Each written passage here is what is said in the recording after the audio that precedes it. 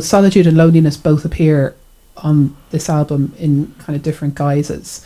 Do you think it's possible to achieve one without feeling the other, or is one the sacrifice one has to make to achieve the other?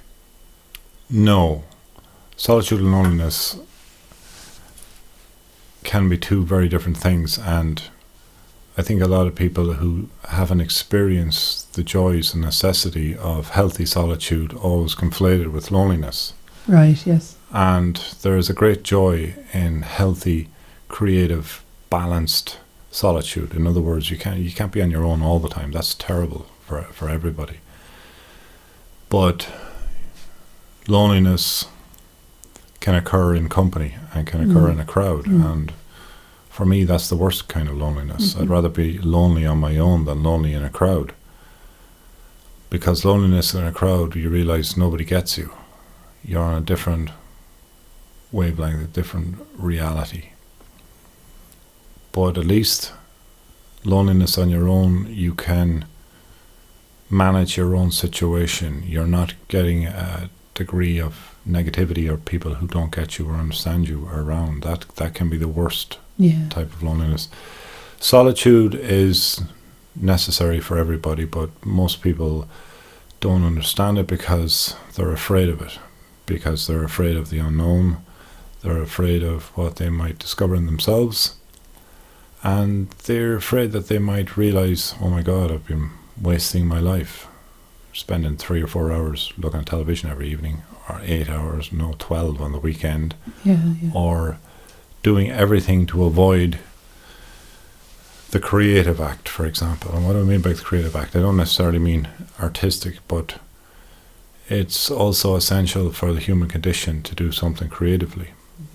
What do I mean by that?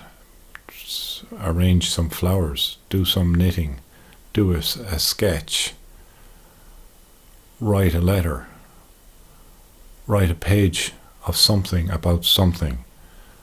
Anybody can do all those things, but that's all deliberately or accidentally programmed out of people when they leave school, and it's celebrated with a child, and a parent will hold up a picture of what the child drew and show it to everybody and espouse the virtues of their child's talent.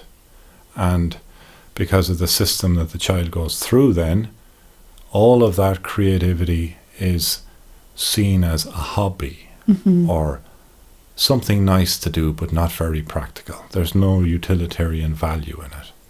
Therefore, there's no value placed on it. But it's therapeutic, to use that word. It's essential for mental health. It's essential for understanding that there is something going on beyond all this bricks and mortar and mechanics of necessities of life. Some people call it spiritualism, religion, etherealism, whatever ism you want to put on it. It has always been essential for the human condition. You go back to the pyramids and the hieroglyphics, or you go back to any ancient civilization and you see the art and you see that's the thing that we go wild for, and music, that's the thing that we go wild for, and that's the thing that fires our imagination.